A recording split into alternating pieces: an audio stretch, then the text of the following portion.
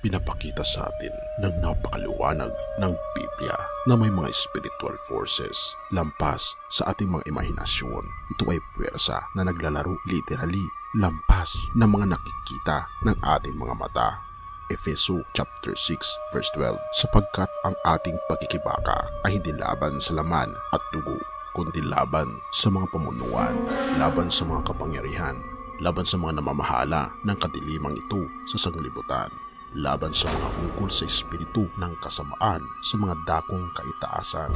Si Apostol Pablo ay gumamit ng napakaraming mga termino para ipaliwanag kung sino nga ba ang totoong kalaban, ang kalabang espiritual. At ang isa sa mga lesson na ating matutunghayan na binabanggit sa banal na kasulatan ay may mas marami pang nangyayari sa likod na literal na mundo kung tayo ay tutungo sa espiritual na mundo na hindi nakikita ng ating mga mata.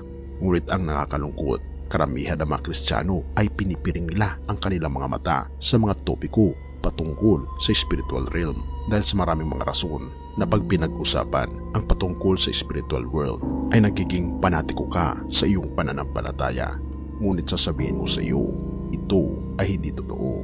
Ipinapakita ng Biblia na may mga nangyayari na katotohanan patungkol sa spiritual realm na hindi nakikita ng ating mga mata. Ang spiritual realm ay bumubuod sa dalawang grupo. Ang grupo ng ating Panginoong Diyos kasama ng mga anghel at ang grupo ni Satanas kasama ng mga demonyo. Si Satanas at ang mga demonyo ay kumikilos ng matindi at nagbibida-bidahan sa ating mundong kinagagalawan ngayon. Ngayon sa banal na kasulatan, partikular sa libro ng Revelation, makikita natin dito ang topiko ng Mark of the Beast o ang marka ng halimaw na binabanggit ang numerong 666. Ang Mark of the Beast na ito o ang markang halimaw na ito ay ito ang selyo ng mga sumusunod sa Antikristo. Kasama na rin dito ang mga false prophet at false Christ. Ngayon, napapakinggan natin ang patungkol sa markang ito. Ngunit hindi alam ng karamihan kung gaano kaimportante ang markang ito at kung bakit si Satanas kasama ng kanyang kampon at mga dyablo ay gustong-gusto niya na ang buong mundo ay mamarkahan niya ng marka ng halimaw.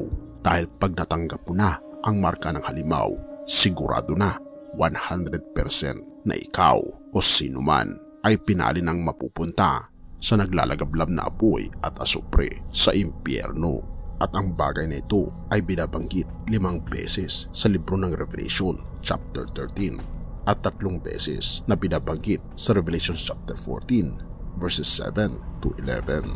Oo kaibigan, ang issue ng Mark of the Beast ay tumutukoy sa pagsamba dahil ang marka ay hindi literal na 666 kundi ito ay may kinalaman sa pagsamba sa dyablo, sa Antikristo at sa mga kampo nito, at ito ay nangyayari na sa panahon natin ngayon kahit na ang mga tao ay hindi alam ang bagay na ito. At ang nakakalungkot, karamihan ay binabaliwala nila ang patungkol sa markang ito. Ang issue ng Mark of the Beast kasi kaibigan ay hindi dito nagsisimula, kundi nagsimula ito noong unang panahon pa. Para maintindihan natin ito, ating balikan ang patungkol sa kasaysayan ng pagkakahulog ni Lucifer, the fall of Lucifer. Isaiah chapter 14 verse 12 to 14. Nahulog ka mula sa langit, ikaw na tinatawag na tala sa umaga. Ibinagsak ka sa lupa, ikaw na nagpasuko ng mga bansa. Sinabi mo sa iyong sarili, aakyat ako sa langit at ilalagay ko ang aking trono sa itaas ng mga bituin ng Diyos. Uupo ako sa itaas ng bundok na pinagtitipunan ng mga Diyos sa bandang hilaga. Aakyat ako sa itaas ng mga ulap at magiging gaya ng kataas-taasang Diyos.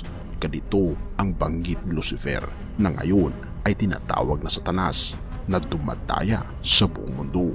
Na-witness ni Isaiah na ipinakita sa kanya sa isang pangitain ang patungkol sa detalyadong pagkakahulog ni Lucifer mula sa langit. Nakita niya kung gaano katanyag itong anghel na si Lucifer at na-witness niya kung gaano kaningning at kaganda. Ay ito naman ay nakita niya ang transformasyon ng isang tanyag na anghel ng langit na naging pasimuno ng kasamaan dito sa lupa.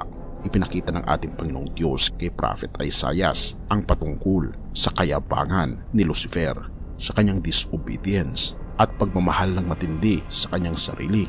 Gayon din ang kanyang matinding pagrerebelde. At ang pinakamahalagang nakita ni Prophet Isaiah ay ang kagutuman at kauhawan ni Lucifer na siya ay masamba. Babanggitin ko sa inyo ang 5 statement ni Lucifer. Una, aakyat ako sa langit. Pangalawa, ilalagay ko ang aking trono sa itaas ng mga bituin ng Diyos. Pangatlo, uupo ako sa itaas ng bundok na pinagtitipunan ng mga Diyos sa bandang hilaga. Pang-apat, aakyat ako sa itaas ng mga ulap. Panglima, ako ay magiging gaya ng kataas-taasang Diyos. Itong 5 statement ni Lucifer ay nagpapahiwatig lamang at nagpapakita lamang sa atin na gustong-gusto talaga ni Lucifer na siya ang sasambahin at hindi ang ating Panginoong Diyos.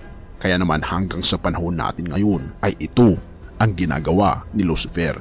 Gusto ni Lucifer na ibalin natin ang ating atensyon sa mga bundong mga bagay, ang mga bagay na nagpapasaya sa atin, ang mga bagay na hindi pumupuri sa ating Panginoong Diyos. Hindi man natin direct na sinasamba si Lucifer ay makikita natin na ang mundo ay inaaliw niya tayo.